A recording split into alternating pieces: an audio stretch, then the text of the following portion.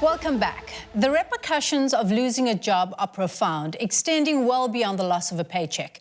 It's the change that can deeply impact mental, emotional health and well-being. Today, we're fortunate enough to have global speaker and best-selling author Dr. Justin Cohen to delve into this important subject with us. Welcome to Afternoon Express. Thank you, Zisa. Good to be here. So, Justin, losing a job is no joke. And it impacts one's emotional and mental well-being quite, and I'm going to use this word, catastrophically. Well, it can. And I can tell you, growing up with a dad who was retrenched multiple times, and you get back from school and you see your dad slouched on the couch, demoralized, I still believe that probably led to my father's early death, because the mind affects the body. And he just didn't have the tools to deal with this, right? Because it was, to use your word, catastrophic to his sense of self. Yeah. Right? We define ourselves so much in terms of what we do, right? And now suddenly that gets taken away from you. Who am I if I'm not my job title? But of course, you're not your job title. And that's the critical lesson here. You are so much more than your job title. And guess what? Your job title is going to change. And it's going to change again and again, because right now, the average time that people spend on a job is about 2 to 3 years, and the average time they spend in a career is about 6 to 7 years. So the job you're doing right now is not the job you're going to be doing in the future. Now, if that job was taken away from you, yes, that's painful, but there may be an opportunity there to do something a lot better. How do we find that silver lining? Well, first, understand you're not alone, because guess what? You're in the exact same basket as Oprah, who was fired from her news company, as Lady Gaga, who was fired from her first label, from Steve Jobs, who was fired from his own company, Apple. So well done. You're welcome to the fired job. So get fired up about being fired. Now, I don't want to be glib. See, I understand, and as I say, I know what it's like. I saw this with my dad, but I just want people to see that, here's the thing. We got two ways to transform, two primary ways to transform any difficult situation or emotion.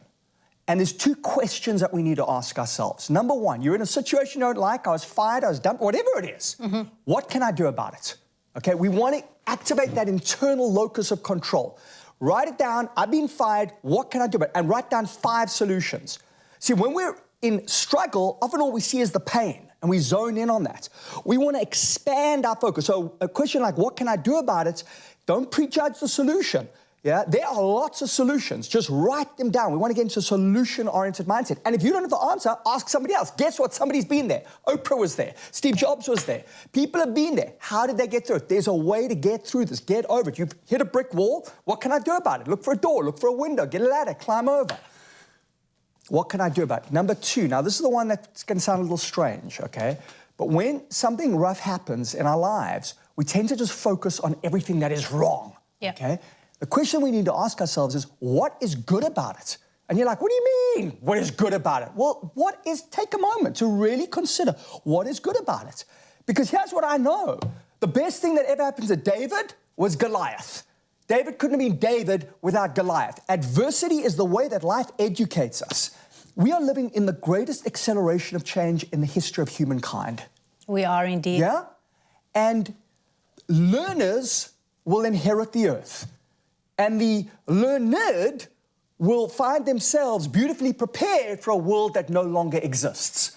That's the great American philosopher, Eric Hoffer. Learners inherit. You've got to be a learner. We grow up with this idea that I learn at university or school, and then I work. And then retirement, and then, oops.